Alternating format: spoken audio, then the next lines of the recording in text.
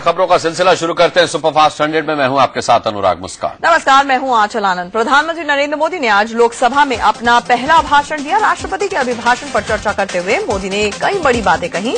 अपनी बातें रखने से पहले उन्होंने ये भी कहा कि वो संसद में नए हैं, इसलिए कोई चूक होती है तो उन्हें माफ कर दें। मुझ जैसा एक नया व्यक्ति जब कुछ कह रहा है, सदन की गरिमा और मर्यादाओं में कोई चूक हो जाए तो इसलिए कोई चूक होती है तो उन्हें माफ कर दें। मुझ जैसा एक नया व्यक्ति जब कुछ कह रहा है, सदन की गरिमा और मर्यादाओं में कोई चूक हो जाए तो नया होने के नाते आप मुझे क्षमा करेंगे, ऐसा मुझे पूरा विश्वास। प्रधानमंत्री नरेंद्र मोदी ने लोकसभा में कहा कि हम सभी सांसद जनता की उम्मीदों के दूत हैं और इन उम्मीदों पर हमें खरा उतरना होगा। सदन में आने के बाद हम जनता के उम्मीदों के दूत हैं, हम जनता की उम्मीदों के रखवाले हैं। प्रधानमंत्री नरेंद्र मोदी ने कहा कि सरकार गरीबों के लिए होती है और उनकी सरकार गरीबों के हित के लिए ही काम करेगी। सरकार गरीबों के लिए होनी चाहिए। सरकार का सबसे पहला दायित्व होता है कि वे गरीबों की सुने और गरीबों के लिए जिए। राष्ट्रपति के अभिभाषण पर चर्चा करते हुए प्रधानमंत्री नरेंद्र मोदी ने कहा कि जो भी बातें अभिभाषण में कही गई हैं उसे पूरा करने में सरकार कोताही नहीं बरतेगी। मैं इस सदन को विश्वास दिलाता हूं कि राष्ट्रपति जी ने जो रास्ता प्रस्तुत किया है उसको पूरा करने में हम कोई कोताही नहीं बरतेंगे। मोदी ने कहा कि कोई भी दल अगर हमारी आलोचना करता है तो हम इसे मार्गदर्शन मानेंगे। आलोचना लोकतंत्र की ताकत होती है। वो चाहते हैं कि नीतियों की अच्छी तरह से पड़ताल करके आलोचना की जाए ताकि बेहतरी की दिशा में काम भी हो सके। नरेंद्र मोदी ने यूपीए सरकार के कार्यकाल में हुए घोटालों को लेकर भी तंज कसा। मोदी ने कहा कि लगातार सामने आए घोटालों के चलते देश की पहचान स्कैम इंडिया की बन गई है, इसे स्किल इंडिया में बदलना होगा। बलात्कार को लेकर नेताओं के ऊल जलूल बयानों पर मोदी ने कहा कि वो अपील करते हैं कि रेप की घटनाओं का मनोवैज्ञानिक विश्लेषण राजनेता पूरी तरह से बंद करें। उन्होंने कहा कि हम मां बहनों की डिग्निटी से खिलवाड़ करते हैं, क्या हम चुप नहीं रह सकते? नारी का सम्मान और सुरक्षा पूरे देश की प्राथमिकता होनी चाहिए। प्रधानमंत्री नरेंद्र मोदी ने लोकसभा में कहा कि हमें अपने देश का सिर पूरी दुनिया में गर्व से ऊंचा रखना है। विश्व के सामने एक ताकतवर के रूप में प्रस्तुत होने का समय आ गया है और हमने दुनिया के सामने सर ऊंचा कर करके, आंख में आंख मिला करके, सीना तान करके भारत के 125 करोड़ नागरिकों के सामर्थ्य को प्रकट करने की ताकत रखनी चाहिए। लोकसभा में विदेश मंत्री सुषमा स्वराज ने कांग्रेस पर चुटकी ली। उन्होंने मल्लिकार्जुन खड़गे के उस बयान का चुटीले अंदाज में जवाब दिया जिसमें उन्होंने कहा था कि चुनाव में बीजेपी की मार्केटिंग अच्छी थी। कल खड़गे जी ने बोलते हुए कहा कि कुछ नहीं है, ये तो मार्केटिंग की सफलता है। खड़गे जी, मैं आपको बताना चाहती हूँ, मार्केटिंग का एक बुनियादी सिद्धांत है, प्रोडक्ट अच्छा होना चाहिए। अगर प्रोडक्ट अच्छा नहीं होगा तो मार्केटिंग हो ही नहीं सकती। सुषमा स्वराज ने चुनाव में कांग्रेस की हार की 10 वजहें भी बताई। ऐसे 10 कारण हमें दिखाई दिए अध्यक्ष जी।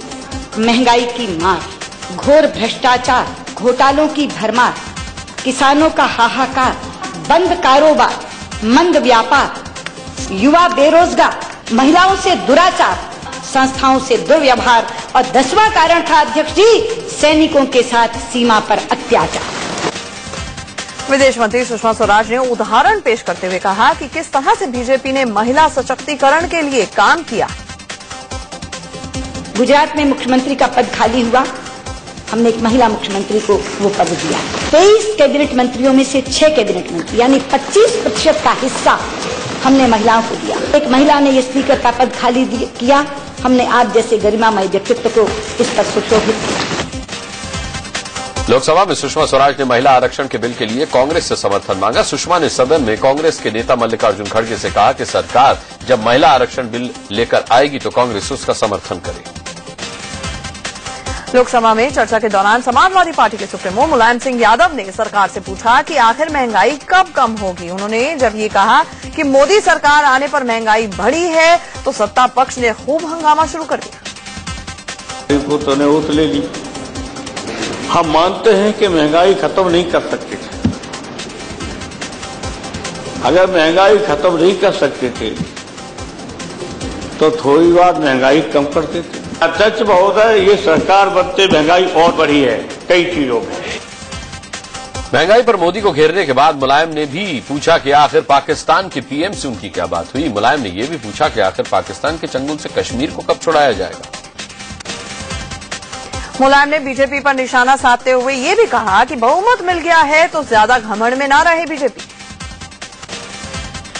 16वीं लोकसभा में विपक्ष का नेता नहीं होगा। सूत्रों के मुताबिक अध्यक्ष सुमित्रा महाजन ने सरकार से चर्चा के बाद इस पर मुहर लगा दी।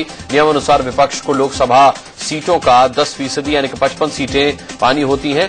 बीजेपी के बाद दूसरी बड़ी पार्टी कांग्रेस को केवल 44 सीटें ही मिली हैं। पूर्व आर्मी चीफ और मंत्री वीके सिंह पर मचे विवाद के बीच रक्षा मंत्री अरुण जेटली ने साफ कर दिया है कि लेफ्टिनेंट जनरल दलबीर सिंह सुहाग ही नए आर्मी चीफ होंगे। जेटली ने राज्यसभा में कहा कि सुहाग की नियुक्ति बिल्कुल फाइनल है। राज्यसभा में वीके सिंह और अगले आर्मी चीफ दलबीर सिंह सुहाग के मामले पर कांग्रेस ने सरकार को घेरा। उधर लोकसभा में भी वीके सिंह मसले पर हंगामा हुआ। सदन में कांग्रेस के उपनेता कैप्टन अमरिंदर सिंह ने यह मुद्दा उठाया। कांग्रेस सांसद कैप्टन अमरिंदर सिंह ने तो केंद्रीय मंत्री वीके सिंह को बर्खास्त तक करने की मांग की है। सरकार सुहाग की नियुक्ति को फाइनल बता रही है, लेकिन बीजेपी ने अलग राग भी अलापा। दरअसल रक्षा मंत्रालय ने सुप्रीम कोर्ट में दिए हलफनामे में दलबीर सिंह सुहाग को क्लीन चिट दी है। जब वीके सिंह आर्मी चीफ थे तो उन्होंने असम में कोर कमांडर रहे दलबीर सिंह सुहाग की यूनिट पर लूटपाट और हत्या का आरोप लगाया था। दलबीर सिंह सुहाग पर की गई कार्रवाई को भी वीके सिंह ने सही ठहराया। उन्होंने ट्वीट करके कहा कि अगर कोई यूनिट मासूमों को मारती है, डकैती करती है और उसका प्रमुख उन्हें बचाने की कोशिश करता है तो क्या उस पर इल्जाम नहीं लगाया जाना चाहिए। उधर वीके सिंह ने सफाई दी है कि कोर्ट में जो हलफनामा दिया गया है उसे पिछली सरकार ने तैयार किया था। उन्होंने ट्वीट करके कहा है कि रक्षा मंत्रालय ने वही एफिडेविट दिया जो कि आर्म्ड फोर्सेस ट्राइब्यूनल को भेजा गया था। उधर रक्षा मंत्री अरुण जेटली ने वीके सिंह के खिलाफ रक्षा मंत्रालय की तरफ से सुप्रीम कोर्ट में पेश किए गए हलफनामे को लेकर जानकारी मांगी है। हिमाचल प्रदेश के मंडी में हुए दर्दनाक हादसे का लाइव वीडियो सामने आया है। दिल दहला देने वाले इस वीडियो में छात्रों को बहते साफ साफ देखा जा सकता है। वीडियो में साफ साफ दिखाई दे रहा है कि छात्र नदी के बीच में पत्थरों पर खड़े होकर फोटो खिंचा रहे हैं। नदी में चारों तरफ पानी भरने से 24 छात्र नदी के बीच में ही पत्थरों पर फंस गए। नदी के बीच पत्थरों पर फंसे छात्र धीरे धीरे पानी के तेज बहाव की चपेट में आने लगे। पत्थरों पर खड़े छात्र चिल्लाते रहे, मदद की गुहार लगाते रहे, लेकिन किनारे खड़े कुछ लोग नदी के बढ़ते बहाव को देखकर कुछ नहीं कर पाए। नदी के तेज बहाव में बहते छात्रों का ये वीडियो नदी किनारे खड़े छात्रों ने बनाया। ब्यास नदी में हैदराबाद के एक इंजीनियरिंग कॉलेज के छात्र फोटोग्राफी करने के लिए पहुंचे थे। इस नदी पर बने लारजी डैम से अचानक पानी छोड़ा गया। इस हादसे में 24 छात्र ब्यास नदी में बह गए थे, जिनमें से अब तक 6 छात्रों के ही शव बरामद किए जा सके। मंडी हादसे के सिलसिले में लारजी डैम अधिकारियों के खिलाफ एफआईआर दर्ज कर ली गई है। ब्यास नदी में पंडो डैम के पास अभी भी 18 लापता छात्रों की तलाश जारी है। आईटीबीपी के जवान नाव लेकर छात्रों की तलाश में जुटे हैं। ब्यास नदी में अलग अलग जगह पर छात्रों की तलाश की जा रही है। दिल्ली में बिजली संकट पर राशिद अल्वी ने केंद्र सरकार पर चुटकी ली। उन्होंने कहा कि चुनाव से पहले हर हर मोदी घर घर मोदी होता था, अब हर हर मोमबत्ती घर घर मोमबत्ती हो गया है। दिल्ली में बिजली संकट को लेकर कांग्रेस ने पूरी तरह से मोर्चा खोल दिया है। कांग्रेस विधायक जय किशन धरने पर बैठ गए। ये जय किशन सुल्तानपुरी विधानसभा क्षेत्र से विधायक है। दिल्ली के नांगलो इलाके में कांग्रेस कार्यकर्ताओं ने बिजली पानी को लेकर प्रदर्शन किया। कांग्रेस कार्यकर्ताओं ने पुतला फूंककर भी अपना विरोध जताया। दिल्ली के मुस्तफाबाद इलाके में बिजली कटौती और पानी की किल्लत से परेशान लोगों ने हंगामा किया। बीती रात बिजली कटौती से नाराज लोगों का गुस्सा फूट पड़ा। यमुना विहार मौजपुर रोड पर लोगों ने डीटीसी बस को आग के हवाले तक कर दिया। दिल्ली के बड़े अस्पतालों में से एक गुरु तेग बहादुर अस्पताल में बिजली गुल होने से मरीजों और उनके साथ आए लोगों को परेशानी का सामना करना पड़ा। दिल्ली के बलजीत नगर इलाके में भी लोग बिजली कटौती से बहुत ज्यादा परेशान। एक तरफ बिजली को लेकर बवाल मचा है तो दूसरी ओर बिजली विभाग लापरवाह नजर आ रहा है। कांग्रेस ने बिजली की कटौती के लिए सीधे सीधे केंद्र और आम आदमी पार्टी को ही जिम्मेदार ठहराया है।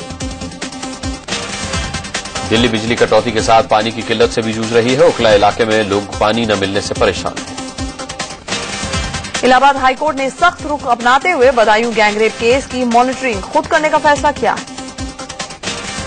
बदायूं गैंगरेप केस को लेकर महिलाओं के एक संगठन की ओर से दाखिल पीआईएल पर सुनवाई करते हुए हाईकोर्ट ने डीजीपी से स्टेटस रिपोर्ट तलब की है। इलाहाबाद हाईकोर्ट ने यूपी में महिलाओं के साथ हो रहे अपराधों पर हैरानी जताई है। कोर्ट ने सरकार से पिछले 6 हफ्तों में महिलाओं के साथ हुए अपराधों और इन मामलों में की गई कार्रवाई का पूरा ब्यौरा मांगा है। बदायूं में 2 चचेरी बहनों के गैंगरेप के बाद हुए हत्या के मामले में आज इलाहाबाद हाईकोर्ट की लखनऊ खंडपीठ ने फैसला सुरक्षित रख लिया। बदायूं गैंगरेप मर्डर केस की सीबीआई जांच की तैयारी शुरू हो गई है। सीबीआई को यूपी सरकार से जांच की सिफारिश चिट्ठी मिल गई है। अब केंद्र सरकार की हरी झंडी का इंतजार है, जिसके बाद बदायूं कांड की सीबीआई जांच शुरू होगी। बदायूं गैंगरेप मर्डर केस के मुख्य आरोपी पप्पू यादव को पुलिस ने पूछताछ के लिए रिमांड में ले लिया है।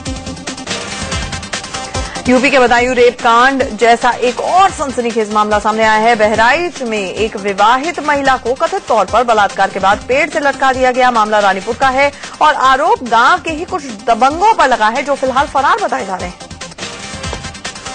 हरिगढ़ में एक रेप पीड़ित युवती ने अपने परिजनों के साथ इंसाफ के लिए एसएसपी दफ्तर के बाहर डेरा डाल दिया है। राष्ट्रीय महिला आयोग की अध्यक्ष ममता शर्मा ने रेप को लेकर विवादित बयान दिया है। उन्होंने कहा है कि रेप के लिए फिल्में और टीवी सीरियल जिम्मेदार हैं। उन्होंने कहा कि फिल्में सीरियल देखने से बुरा असर पड़ रहा है। महिला आयोग की अध्यक्ष ममता शर्मा ने फिल्मों और टीवी सीरियल्स को रेप के लिए जिम्मेदार बताते हुए इन पर पाबंदी लगाने की भी मांग की है। महाराष्ट्र के गृह मंत्री आर पाटिल ने विवादित बयान दे डाला है। पाटिल ने कहा कि अगर हर घर में भी पुलिस की तैनाती कर दी जाए तब भी महिलाओं के खिलाफ अपराध या रेप जैसी वारदातों को रोक पाना असंभव है।